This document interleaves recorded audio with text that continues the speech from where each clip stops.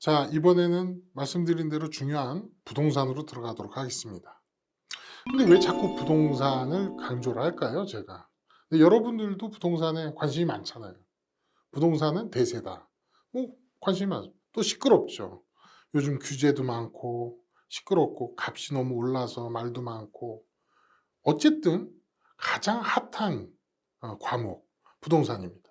근데 이 부동산, 마가렛 대처가 얘기한 게 있어요. 어떤 정부도 시장을 이길 수 없다. 영국의 마가렛 대처가 한 얘기입니다. 요즘 시장하고 딱 맞는 얘기 같아요. 자본주의 시장에서 그 규제나 이런 걸로 부동산을 통제를 기본적으로 할 수 없다고 저는 생각합니다. 수요와 공급의 원칙이 있고 땅은 유한하고 그렇죠? 그렇기 때문에 자본주의 시장에서는 이 부동산은 규제로서는 막을 수가 없다. 그렇다면 무조건 좋은가? 뭐 그렇지도 않습니다. 근데 좋은 이유는 있죠. 자, 잘 생각해 보세요. 이 부동산은 말이죠. 선사시대 때부터 현재까지 최고 인기 과목이었습니다. 옛날부터 땅 따먹기 좋아했고요. 조선시대 때도 땅이 최고였고, 지금도 마찬가지고. 이유는 뭘까요? 아주 간단합니다. 땅은 유한하고요. 선호하는 지역의 땅은 더더욱이 유한하죠. 예를 들어 서울이다 그러면 서울의 땅이 뭐 갑자기 넓어집니까? 그러지 않습니다. 근데 사람은 많이 오잖아요. 많이 오다 보면 어떤 일이 벌어져요? 수요와 공급에서 불균형이 일어나죠. 그래서 자꾸 가치가 상승하게 되는 겁니다.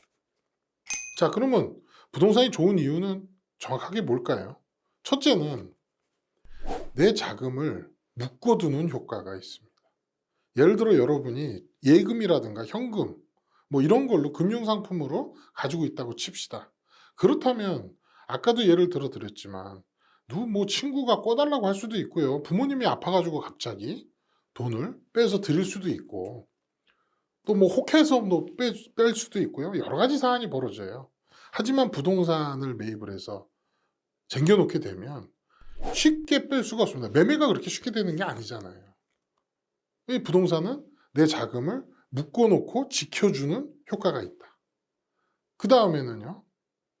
이게 아까 얘기한 대로 땅이 유한하다 보니까 투기가 아니라면 꾸준히 상승하는 투자 효과가 있습니다. 내가 1억에 샀는데 투기가 아니라면 몇 년이 지나서 1억이 되겠어요? 그 이상이 되겠죠. 투자 수익이 있습니다. 세 번째는 수익이 발생을 해요. 왜냐하면 내가 거기 사는 경우도 있지만 안 살고 임대를 아까 얘기한 대로 준다면 임대를 준다면 임대 수익이 발생을 하잖아요. 그러면 수익이 발생이 되죠. 그래서 그거를 수익형 부동산이라고도 합니다. 그럼 부동산이 종류가 여러 개가 있는데 내가 뭘 해야 될까? 고민이 되지 않겠습니까? 종류는 많죠. 여러분 아시다시피 땅도 있고요. 상가도 있고요. 뭐 근린상가, 근린주택, 단독주택, 아파트 상가, 아파트, 공장 너무 많잖아요. 이거 뭘 해야 될까? 또 내가 또 부동산의 전문가도 아닌데. 하지만 재테크를 통해서 부동산을 하고 싶은데 제가 우선 시작점인 소규모의 자금으로 할 수 있는 부동산 원룸을 먼저 시작으로 설명을 드리도록 하겠습니다. 자, 그러면 원룸이 뭘까요? 원룸을 먼저 여러분한테 이해를 시켜드리고 접근을 하도록 하겠습니다. 원룸은요, 여러분들 주변에 이렇게 보시면 동네에 빌라가 있는데 그 빌라를 원룸으로 만들어서 어, 살고 있는 거를 많이 보시게 될 거예요. 그것도 원룸입니다. 다세대형 뭐 원룸 뭐 이렇게 됩니다. 또 조그만 방에 그 쪽방처럼 쭉 있어가지고 화장실 같이 쓰고 이런 데도 있죠. 그거는 우리가 고시원, 고시텔이라고 합니다. 근데 이제 원룸을 또 빌딩형으로 빌딩에 있는 원룸도 있어요. 그것도 원룸이죠. 그래서 제가 오늘 제대로 설명드릴 거는 그 빌딩형 원룸, 그러니까 도시형 생활주택, 빌딩형 원룸에 대해서 설명을 드리려고 하고 안내를 해드리려고 합니다. 아까 말씀드린 대로 부동산에는 뭐 재건축도 주택도 있고요. 재개발도 있고요. 아파트도 있고 아파트 상가도 있고 여러 가지 종류가 있지만 그걸 다 공부하기에는 부동산도 굉장히 깊이가 깊습니다. 그래서 그거는 차차 내가 돈을 점점점 더 모아서 큰 돈이 됐을 때 다가서기로 하고 지금은 작은 자본, 아까 말한 종잣돈 5천만 원부터 시작할 수 있는 부동산, 도시형 생활주택, 빌딩형 원룸을 가지고 먼저 접근을 해보도록 할게요.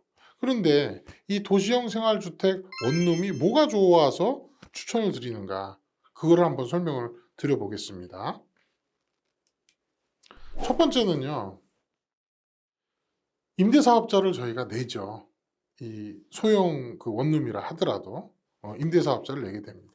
근데 이제 이게 소형이다 보니까 뭐 예를 들어 뭐 10년 이상 하게 되면 뭐 비과세가 돼서 절세도 되고요. 세금도 별로 없고요. 두 번째는 경기가 안 좋은 불황일 때도요. 원룸은 됩니다. 왜냐하면 안 좋으면 안 좋을수록 사람들도 큰 집에서 작은 집으로 내려가듯이 원룸의 수요는 계속 늘어나요. 또 하나는 우리 같은 서민 또 부동산의 전문가가 아닌 초보자들도 얼마든지 리스크 없이 접근 가능한 부동산입니다. 그리고 신경 쓸 게 그렇게 많지가 않아요. 자, 빌딩형 원룸이다 그러면 대부분이 요즘 빌트인이라고 하죠. 가구가 다 세팅이 돼 있는 그 상태로 나옵니다. 그러면 뭐 냉장고, 테레비, 뭐 침대 다 갖춰져 있는 상태로 나오고 도배도 다 돼 있고 내가 뭐 집주인인 내가 신경 쓸 게 뭐가 그렇게 많겠어요. 그냥 세입자만 넣으면 되는 거잖아요. 그래서 초보자인 우리가 가능하다, 충분히. 또 내가 만약에 사정이 생겨서 외국을 나간다 하더라도요, 충분히 관리가 가능합니다. 그리고 소형이기 때문에 아까 말한 대로 세금도 얼마 없고 양도세도 얼마 없습니다.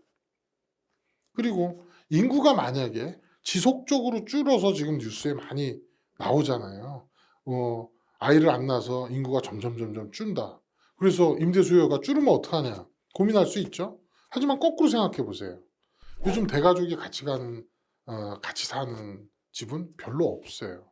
다 핵가족화돼서 부모님 따로 살고 애들 따로 살고 이러다 보니까 오히려 원룸은 더 수요가 늘어나게끔 돼 있습니다. 또 직장을 다니면서 원거리면 원룸을 또 찾아서 하게 되고 학생들도 마찬가지로 그렇게 찾아서 하게 되죠. 따라서 안정적으로 수요가 공급이 되고요. 또 안정적인 월세가 보장이 되는 이런 많은 장점을 가지고 있습니다. 그렇다면 여러분들이 어떤 빌딩형 원룸을 찾으셔야 될까요? 조건이 있습니다. 자, 첫째는 역세권을 찾으셔야 돼요. 역세권이라 하면 광고에 많이 나오잖아요. 뭐 차로 뭐 10분 거리. 근데 차로 10분 거리면 엄청나게 먼 거리예요. 걸어서 뭐 10분 거리 그러면 한 500m 이내가 동서남북으로 될 겁니다.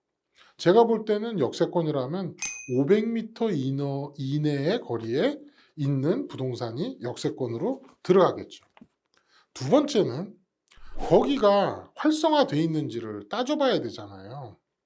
그때 만약에 거기 학교가 있는지 아니면 병원이 있는지 아니면 대형 회사가 있는지 아니면 유흥가가 있는지를 살펴보십시오. 주변에.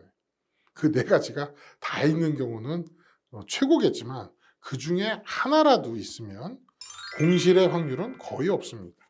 수요가 충분하다라는 거죠.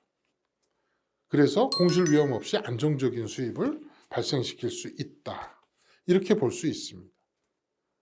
그리고 그렇게 만약에 찾는 데 있어서 여러분들이 강남이나 서초나 이렇게 좋은 데를 찾아야 될까요? 그럴 필요도 전혀 없어요. 왜? 내가 들어가 살 거는 아니잖아요. 나는 임대 수입을 받아서 아까 최초에 제가 설명드린 대로 신자본주의에서 식당 사장이 식당이라는 생산 수단을 가지고 있었지 않습니까? 이제 여러분은 식당 대신에 임대사업자로서 부동산이라는 생산 수단을 가지게 되는 거예요. 그래서 이 수단을 갖고 안정적인 수입을 시현하게 되는 건데 굳이 내가 강남이나 서초나 이런 데에 들어가 살 것도 아닌데 구할 필요는 없다. 그러면 경기도 내에서 서울을 중심으로 봤을 때 역세권이면 되는 거 아닙니까? 그죠? 뭐 서울 변두리든 약간 벗어난 경기도든 역세권, 역 근처에 500m 이내에 대로상에 이런 데를 구하면 되는 거예요. 그러면 아까 얘기한 대로 충분히 공실의 위험을 벗어나면서 안정적인 수익을 보장할 수 있습니다. 그런데 이 가격이 아시다시피 원룸을 샀다고 가치가 막 쭉 올라갔냐? 그렇지는 않습니다. 부동산의 시작이지만 안정적인 수입이 목적인 거지 뭐 1억 2천에 산 원룸이 갑자기 뭐 2억이 되고 3억이 되고 그런 일은 벌어지지 않습니다. 거기까지는 욕심내지 마시고 안정적인 수입과 또 부동산의 시작인 원룸을 경험해 봄으로써 그 다음 단계를 도전할 수 있다는 거죠. 자, 그러면 이제 실예로 어떻게 원룸을 구입해서 발전이 되는지를 제가 한번 보여드릴게요. 자, 표를 보시다시피 여러분들이 5천만 원의 종잣돈을 마련을 했습니다. 근데 일반적으로 비싼 동네 말고 역세권에서 약간 변두리로 간다 하더라도 평균적으로 원룸의 가격은 한 1억 2천 안팎 정도로 조사가 됩니다. 그럼 1억 2천에 원룸을 여러분이 구입을 하게 되는 거예요. 그러면 5천만 원 내 돈이 있지만 실질적으로 은행에서 한 반 정도인 6천 정도는 대출이 나옵니다. 그리고 제가 아까 설명해서 잠깐 빠뜨렸지만 이 원룸은요, 실평수 7평 정도 되는 원룸은 주택수에 들어가질 않아요. 그래서 우리가 뭐 1가구 다주택자, 그래서 뭐 세금을 뭐 많이 낸다든가 이런 거 뉴스에 많이 보셨잖아요. 이 소형 원룸은 주택수에 안 들어갑니다. 근데 또 착각하시지 마셔야 될 게 투룸 나오는 것도 많이 있죠. 투룸은 주택수에 들어가는 경우가 많아요. 근데 원룸은 주택수에 안 들어가죠. 어쨌든 대출이 6천까지 나온다고 가정을 합시다. 그러면 내 돈 5천과 6천의 대출을 받았어요. 1,000만 원이 모자르잖아요. 근데 일반적으로 월세를 내면 보증금으로 1,000만 원이 들어오게 됩니다. 그러면 대출 6천과 그죠? 내 돈 5천과 보증금 1,000을 합쳐서 1억 2천이 되는 거죠. 근데 여기서 대출 6천에 대한 대출 이자가 요즘 금리로 따졌을 때 20만 원이 안 됩니다. 평균으로. 근데 여러분들 월세를 얼마 받을 것 같아요? 빌딩형 원룸이 평균적으로 뭐 강남이나 이런 데는 비싸겠지만 60에서 70 정도를 평균적으로 받고 있습니다. 그럼 보수적으로 60을 받는다고 가정을 해봅시다. 그러면 대출이자 20만 원을 떼면 40만 원이 월 수입이 생기네요. 자, 여기서 중요한 거죠. 40만 원. 어떤 사람한테는 큰 돈이 아닐 수도 있고요. 뭐 작은 돈일 수도 있고. 그러나 돈의 가치는 제가 설명을 해드릴게요. 여러분이 은행에 1억을 예금을 했다고 가정을 합시다. 1% 준다고 합시다. 뭐 세금은 제가 제외할게요. 1%면 100만 원입니다. 근데 이걸 12달로 나누면 한 8만 원 되지 않겠어요, 월? 월 8만 원의 수익이 발생이 되는 거예요. 근데 여러분은 종잣돈이 얼마였다고요? 5천만 원. 그럼 반으로 뚝 자르면 은행에 넣으면요, 월 4만 원이 수익이 발생되는 거예요. 근데 아까 원룸을 해서 얼마가 남았다고요? 40만 원. 그러면 몇 배의 수익인가요? 은행 금융권과 비교했을 때 10배의 수익이죠. 그렇게 이제 비교를 제가 해드렸는데 그러면 이 수익이 40만 원이 작은 돈일까요? 절대 작은 돈은 아닙니다. 여러분이 또 돈을 버셔서 한 채를 더 하실 수도 있고요. 두 채, 세 채를 하실 수도 있지만 이 수익률은 절대 작은 수익이 아니다. 또 아까 얘기한 대로 사업자를 내시는 게 임대사업자를 내는 게 어렵지도 않다. 내 메인 잡, 내가 직업을 갖고 내 업에 충실하면서도 할 수 있는 임대사업자다. 그리고 세금도 얼마 없다. 수익은 은행 수익보다 10배가 높다.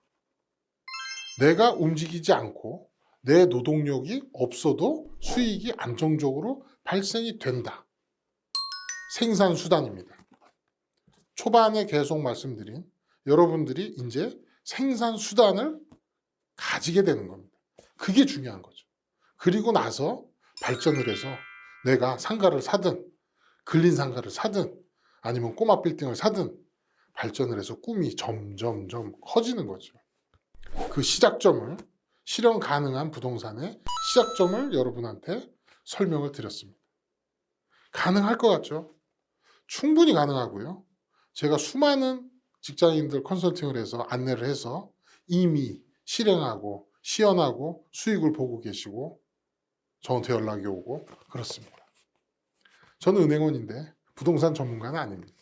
그러나 검증된 플랜, 검증된 사안에 대해서는 추천드립니다. 꼭 한번 도전해 보시기 바랍니다. 자, 저희가 원룸을 알아봤고요. 또 소규모 자금으로 시작할 수 있는 부동산, 도시형 생활주택, 빌딩형 원룸을 이제 자세히 알아봤는데, 만약에 여러분들이 5천보다 조금 더 뭐 7천이 될 수도 있고 1억이 될 수도 있고 모았다고 가정을 했을 때 또 접근할 수 있는 부동산은 없을까? 이제 표를 보시면 알겠지만 소형 아파트를 여러분이 접근하실 수도 있고요. 지식산업센터를 접근하실 수도 있습니다. 소형 아파트는 여러분들이 다 이해를 하시죠? 뭐 24평 이내에 소형 평수, 뭐 18평형이라든가 이런 아파트들을 얘기를 하고요. 주로 오래된 아파트를 타겟으로 정하죠. 새 아파트는 분양받아서 들어가는 거니까. 그런 오래된 아파트를 요즘 정부에서 하도 막는 전세 끼고 사는 방법, 뭐 나쁜 건 아닙니다. 재테크의 수단 중에 하나죠. 그렇게 하는 방법이 있고, 또 요즘에는 부동산을 하도 주거용을 규제를 많이 하다 보니까 지식산업센터도 핫한 부동산으로 뜨고 있습니다. 지식산업센터가 뭘까요? 아파트형 공장과 동일하다고 보시면 됩니다. 예를 들어서 예전에는 도심에 아파트형 공장을 허가를 내줘서 제조업이나 뭐 이렇게 들어오게끔 유도를 했겠죠. 근데 이제 그게 활성화가 안 되고 또 시장이 점점 발전을 하면서 지식산업, 데이터 산업, 정보 산업, IT 산업 이런 산업들이 발전을 하다 보니까 또 이 산업의 특징이 소규모로 소호, 스몰 오피스, 홈 오피스식으로 소규모 단위로 많이 발전을 하다 보니까 그 업종들을 흡수시켜서 발전된 게 지식산업센터입니다. 아파트형 공장과 같은 역할이고 등기상으로는 지식산업센터로 등기가 되고 공장으로 등기가 돼요. 따라서 주택으로 잡히지가 않죠. 자, 그러면 이제 표상에 보시겠지만 소형 아파트를 접근을 했을 경우에는 일반적으로 보증금을 끼고 매입을 하니까 내 초기 자금이 많이 들어가지 않을 겁니다. 그래서 소형 아파트니까 또 오래된 아파트니까. 근데 그런 오래된 아파트들은 평균적으로요. 시세도 그렇지만 전세가가 또 다 정해져 있거든요. 그래서 그 조회해 보시면 내가 접근할 수 있는 아파트인지 아닌지 알아보실 수가 있어요. 전세를 끼고 아파트를 삽니다. 한 채를. 근데 이제 그 다음이 중요해요. 예를 들어서 전세 만기가 요즘 그 규제가 심해져서 전세를 또 연장하는 것도 어려워지고 이러다 보니까 전세 만기에 안 나간다고 그러면 또 일이 꼬일 수도 있잖아요. 그래서 항상 두 번째로 만약에 사시게 된다 그러면 전세 만기하고 텀을 교차시키셔야 됩니다. 그러니까 이번에 산 아파트가 내년에 만기가 돌아온다. 그러면 그 다음에 사는 아파트는 그 후년에 돌아오는 식으로 교차가 돼야 된다는 거죠. 그러니까 돈을 만약에 여러분이 종잣돈을 더 많이 버셨다면 그렇게 접근을 하시라는 겁니다.